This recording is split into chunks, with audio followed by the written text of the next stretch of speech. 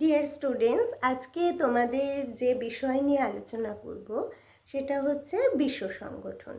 এবং ডব্লিউবিসিএস এর তোমরা যারা রিসেন্ট এক্সাম দিচ্ছ তোমাদের সবার জন্যই কিন্তু আজকের এই টপিকটি খুবই ইম্পর্টেন্ট। শুধুমাত্র ডব্লিউবিসিএস নয়, তার পাশাপাশি যারা তোমরা রেল বা পিএসসির অন্যান্য কম্পিটিটিভ এক্সামগুলোর জন্য এতদিন ধরে স্টাডি করছো তাদের জন্য কিন্তু আজকের এই টপিকটি খুবই গুরুত্বপূর্ণ।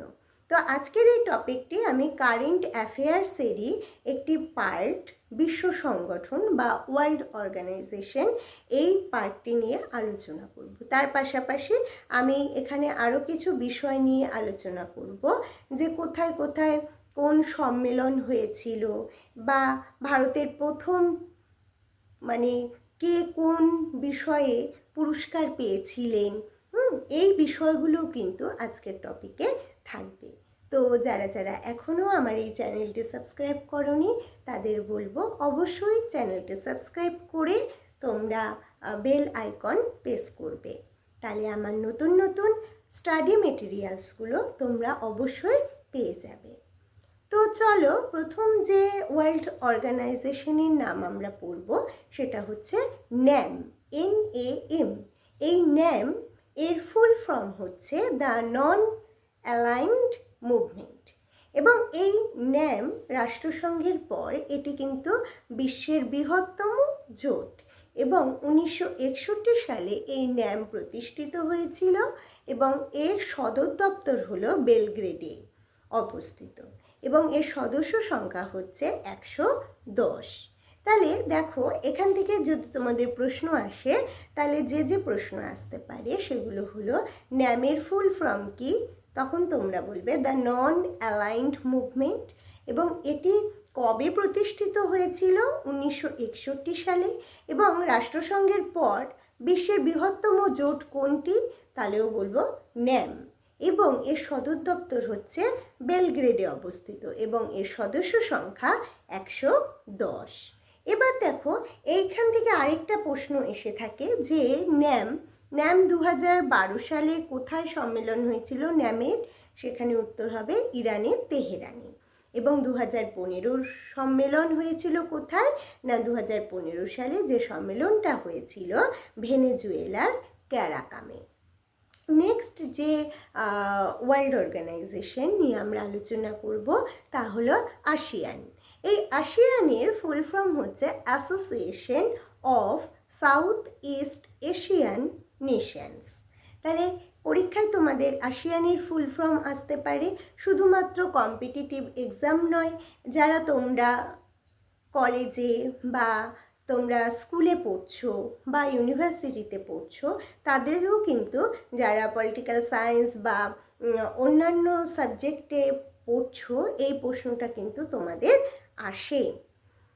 তো আসিয়ানের যে টপিকটা বলবো সেটা প্রথমে আমরা জানবো যে এই আসিয়ানটা কবে গড়ে উঠেছিল বা গঠিত হয়েছিল।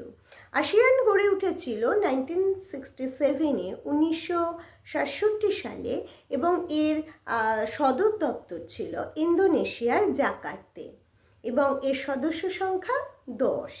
তাহলে আসিয়ানের সদস্য সংখ্যা হচ্ছে 10, আর NAM-এর যে সদস্য সংখ্যা, NAM-এর সদস্য সংখ্যা 110।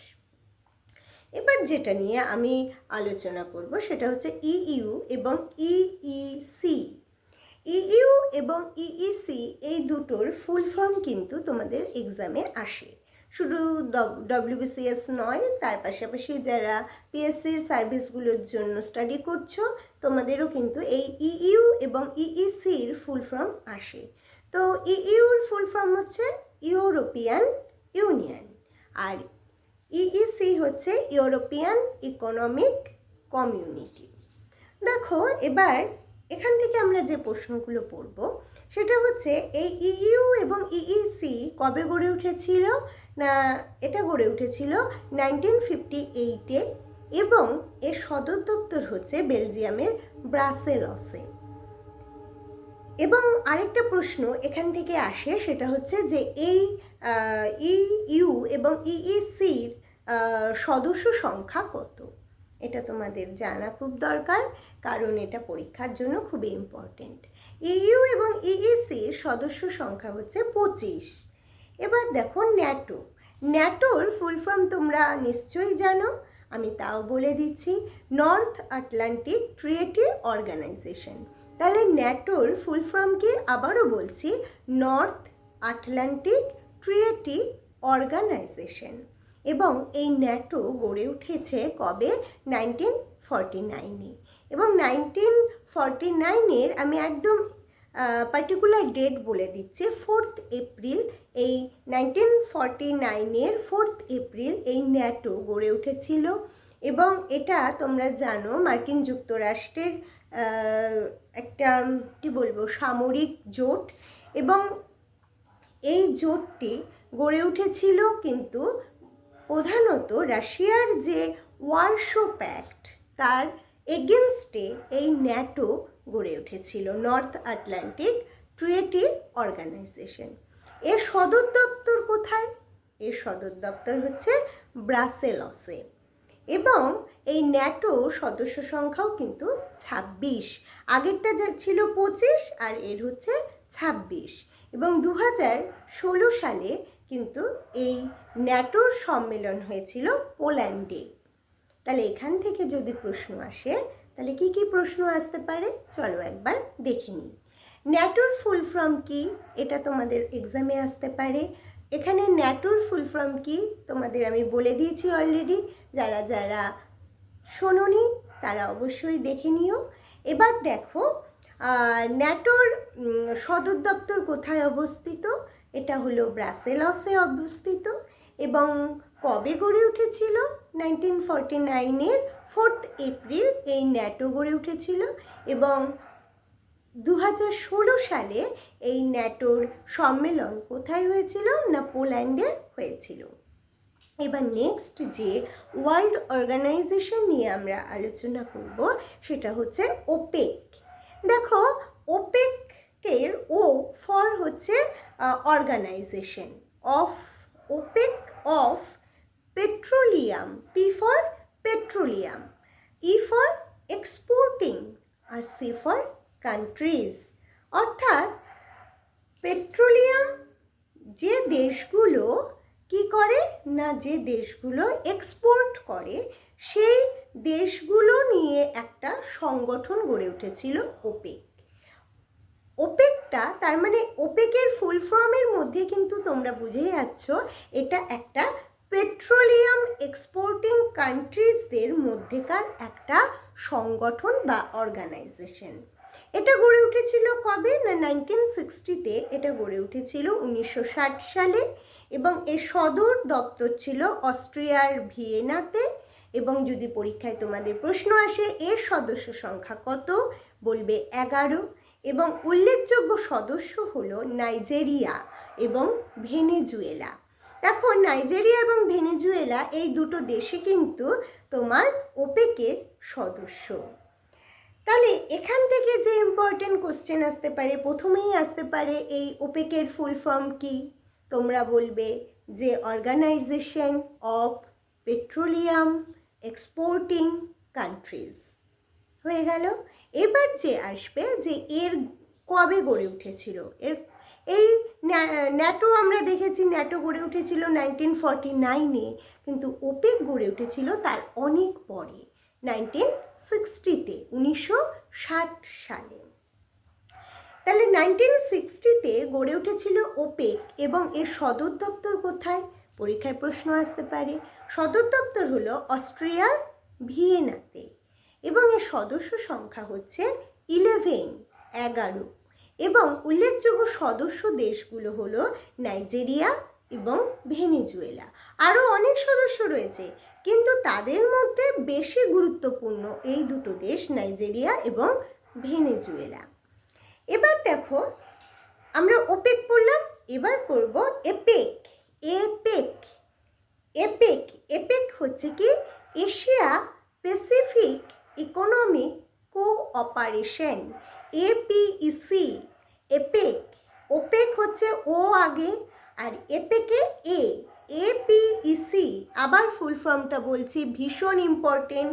ডব্লিউবিসিএস বলো বা পিএসসির অল সার্ভিস সেক্টর এক্সামের জন্য এই টাইপের অর্গানাইজেশনগুলো দিয়ে কিন্তু তোমাদের পরীক্ষায় আসে। সে প্রিলিমস বলো আর মেইনস বলো, যে কোনো এক্সামে কিন্তু এই ফুল ফর্ম এবং সদর দপ্তর এগুলো দিয়ে প্রশ্ন আসে। তাই যারা যারা এখনও আমার এই চ্যানেল সাবস্ক্রাইব করোনি তাদের বলবো অবশ্যই চ্যানেলটি সাবস্ক্রাইব করো নেক্সট ভিডিও পাওয়ার জন্য এবং আমার এই চ্যানেলের একজন গুরুত্বপূর্ণ স্টুডেন্ট হওয়ার জন্য।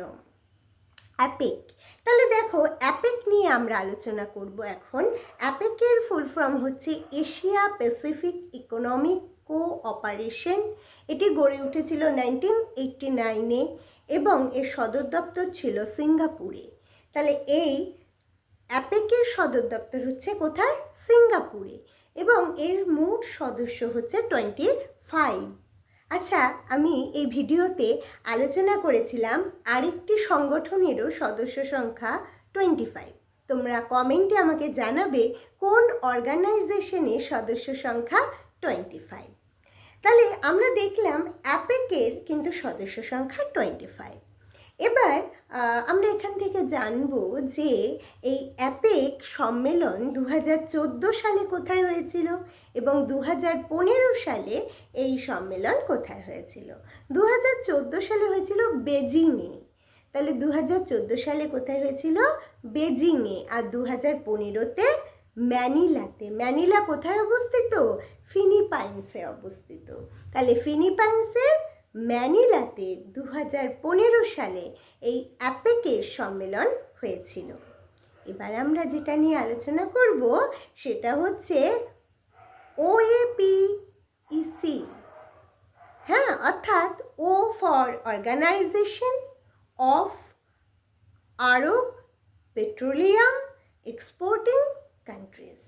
তোমরা জানো যে মধ্যপ্রাচ্যের দেশগুলোর মধ্যে সৌদি আরব কিন্তু এই তেল রপ্তানির ক্ষেত্রে খুব বেশি খুব বেশি স্বনামধন্য একটি কান্ট্রি, যেখানে আমরা অনেকগুলো দেশকে পাই যারা কিন্তু এই তৈল আমদানি রপ্তানির তাদের মূল বিজনেস, এবং এর মাধ্যমে তারা কি করে, তাদের দেশকে তারা কিন্তু মুনাফা অর্জন করায়। তাহলে এই সৌদি আরবের মধ্যে রয়েছে ইরাক, ইরান, কুয়েত, হ্যাঁ, এবং আরও অনেক মুসলিম কান্ট্রিগুলো রয়েছে যেগুলো কিন্তু এই তৈল রপ্তানির জন্য বিখ্যাত। তাহলে আমরা প্রথমেই জানব যে এই আরবিক কান্ট্রিগুলোর মধ্যে এই অর্গানাইজেশনের সদর দপ্তর কোথায় অবস্থিত। এই সদর দপ্তর এই organization of Arab petroleum exporting কান্ট্রিজের সদর দপ্তরটি হচ্ছে কোথায়? জেড্ডাতে অবস্থিত। এই জেড্ডা কোথায়? জেড্ডা হচ্ছে সৌদি আরবে। এবার দেখো রেড ক্রস। রেড ক্রস নিয়ে আমরা এবার আলোচনা করব। রেড ক্রস কি? পরীক্ষায় তোমাদের আসে, ডব্লিউবিসিএস বলো বা এই প্রশ্নটা অনেক সময় আসে তোমার যারা যারা একটু রেলের জন্য খাটছো তাদেরও কিন্তু অনেক সময় এই প্রশ্নটা দিয়ে দেয়, রেড ক্রস। তো জেনে রাখো, রেড ক্রস হচ্ছে যুদ্ধ বিপর্যয়ের ফলে ক্ষতিগ্রস্তদের ত্রাণের উদ্দেশ্যে হেনরি ডুনর্তের উদ্যোগে 1864-এ এই রেড ক্রসটি গড়ে উঠেছিল এবং এই রেড ক্রসের সদর দপ্তর রয়েছে কোথায়? না জেনিভাতে অবস্থিত, এবং এর পতাকার চিহ্নটি হলো সাদা রঙের এবং মাঝখানে একটা লাল ক্রস থাকে, তাই এটাকে বলা হচ্ছে রেড ক্রস। তাহলে এই রেড ক্রসের পতাকার চিহ্নও কিন্তু পরীক্ষায় আসে যে রেড ক্রসের পতাকার চিহ্ন কেমন। উত্তর হবে সাদা রঙের, মাঝখানে রেড ক্রস থাকে। এবং এই সংস্থাকে 1917, 1944 এবং 1963 এই 3 সালে নোবেল পুরস্কারে ভূষিত করা হয়েছিল, যেটা তোমাদের ডব্লিউবিসিএস এর এক্সামের জন্য কিন্তু খুবই ইম্পর্টেন্ট, যে রেড ক্রসকে কোন কোন সালে নোবেল পুরস্কার প্রদান করা হয়েছিল। আবার বলছি আমি সালগুলো, 1917, 1944 এবং 1963, এই 3টে সালে কিন্তু রেড ক্রসকে নোবেল পুরস্কার দেওয়া হয়েছিল। এবার আমরা যেটা নিয়ে আলোচনা করব, G8, ভীষণ ইম্পর্টেন্ট ডব্লিউবিসিএস এর প্রিলিমস এক্সাম এবং মেইন এক্সামের জন্য। দেখো G8 কি? G8 হচ্ছে বিশ্ব অর্থনীতি এবং অন্যান্য বিষয় নিয়ে আলোচনার জন্য এই G8 গঠন করা হয়েছিল 1985-এ 22শে সেপ্টেম্বর, 22 সেপ্টেম্বর গড়ে উঠেছিল। কোথায়, এটাও আমরা পড়ব। এবার দেখো কোন কোন সদস্য রাষ্ট্র নিয়ে গড়ে উঠেছিল না, England, America, Canada, France, Italy, Japan, Germany, Russia, চীন, ভারত। তাহলে কতগুলো দেশ আমরা পেলাম? দেখো এখানে 8টা দেশই কিন্তু রয়েছে, তাই এই 8টা দেশকে নিয়ে হচ্ছে G8। আবারও আমি বলছি, England, America, Canada, France, Italy, Germany, Japan, Russia, চীন, ভারত। এবার এখানে 10টা নাম হলেও কিন্তু 8টাকে বেশি প্রাধান্য দেওয়া হয়, দুটো কিন্তু তারা পরে অ্যাড হয়েছিল। এবং আরেকটা জিনিস তোমরা জেনে রাখো, 2013 সালে উত্তর আয়ারল্যান্ডের লার্ভ আন সম্মেলন হয়েছিল। আচ্ছা, আমি একটা প্রশ্ন তোমাদের বলিনি, উত্তরটা তোমরা কমেন্টে আমাকে জানিও। প্রশ্নটা হচ্ছে, G8-এর সদর দপ্তর কোথায়? যারা উত্তর দেবে আমি তাদের নাম পরের ভিডিওতে বলবো। আচ্ছা, এবার চলো পরের যে অর্গানাইজেশনটি নিয়ে আমরা পড়ব সেটা হচ্ছে G20। এটাও কিন্তু ডব্লিউবিসিএস এর প্রিলিমসের জন্য এবং পিএসসির অল সার্ভিস এক্সামের জন্য খুব গুরুত্বপূর্ণ। দেখো G20 হচ্ছে বিশ্বের গুরুত্বপূর্ণ অর্থনৈতিক সমস্যা আলোচনার জন্য গঠিত একটি সংগঠন এবং এর বর্তমান সদস্য সংখ্যা 21 এবং 2014 সালে মেলবোর্ন, 2015-তে তুরস্ক, 2016-তে চীন, 2017-তে জার্মানি এবং 2018 সালে ভারতে এই G20-র সম্মেলন কিন্তু হয়েছিল। এবং G15 হচ্ছে বিশ্বের উন্নয়নশীল যে দেশগুলো রয়েছে তাদের নিয়ে গঠিত G15 এবং এর বর্তমান সদস্য সংখ্যা 19। কত না, 19 এবং 2012 সালে এই সম্মেলনটি হয়েছিল কলম্বোতে। এবার আমরা পড়ব G7। এটা গড়ে উঠেছিল 1985-এ এবং যে সম্মেলন হয়েছিল 2014-তে হয়েছিল ব্রাসেলসে, 2015-তে জার্মানিতে, 2016-তে সীমায় জাপানের সীমাতে, 2017-তে ইতালিতে, 2018-তে কানাডায়। এবার দেখো আমরা এতগুলো সংগঠন পড়লাম, তার মধ্যে তোমাদের নিশ্চয়ই ভাবছো যে পরীক্ষায় কোনগুলো আসবে। পরীক্ষায় কিন্তু সবটার থেকেই আসতে পারে, কিন্তু কিছু তো ইম্পর্টেন্ট থাকে, তাই না? আমি ইম্পর্টেন্টগুলো বলে দিচ্ছি। তোমরা আসিয়ানটা খুব ভালো করে পড়বে। তোমরা ন্যাটোর যে সংগঠন এবং এপেক এবং ইইসি এবং G20 এইগুলো খুব ভালো করে পড়বে। আর আমি যেগুলো নিয়ে আলোচনা করছি সেগুলো দেখবে, কিন্তু অত যে খুব গুরুত্ব না দিলেও হবে। এবার দেখো ওআইসির ফুল ফর্ম, এটাও কিন্তু তোমাদের ইম্পর্টেন্ট। ওআইসি এর পুরো নাম হচ্ছে অর্গানাইজেশন অফ ইসলামিক কান্ট্রিজ। তাহলে ওআইসির ফুল ফর্ম কি বলবে? অর্গানাইজেশন অফ ইসলামিক কান্ট্রিজ, অর্থাৎ ইসলামিক যে দেশগুলো তাদের একটি সংগঠন হচ্ছে ওআইসি। এটাই হচ্ছে এদের ফুল ফর্ম। ইহার সদস্য সংখ্যা ওআইসির এর সদস্য সংখ্যা 57 57। আরেকটা জিনিস তোমাদের এখান দিয়ে পরীক্ষায় প্রশ্ন আসে, এডিবির ফুল ফর্ম কি? এডিবির ফুল ফর্ম হচ্ছে Asian development bank, Asian development bank. এবং এই এডিবি গড়ে উঠেছিল 1966-এ। তাহলে আবার বলছি, এডিবির ফুল ফর্ম হচ্ছে এশিয়ান ডেভেলপমেন্ট ব্যাংক। এটি গড়ে উঠেছিল 1966-এ এবং এর সদর দপ্তর ম্যানিলাতে অবস্থিত। এখান থেকে একটা প্রশ্ন আসে তোমাদের এক্সামে, এডিবির সম্মেলন কোথায় হয়েছিল? 2014 সালে কাজাখস্তানে। ঠিক আছে, 2014 সালে কাজাখস্তানে। এবার দেখো কমনওয়েলথ এটা 1931-এ গড়ে উঠেছিল এবং এর সদস্য সংখ্যা হচ্ছে 52 এবং এর সদর দপ্তর লন্ডনে অবস্থিত।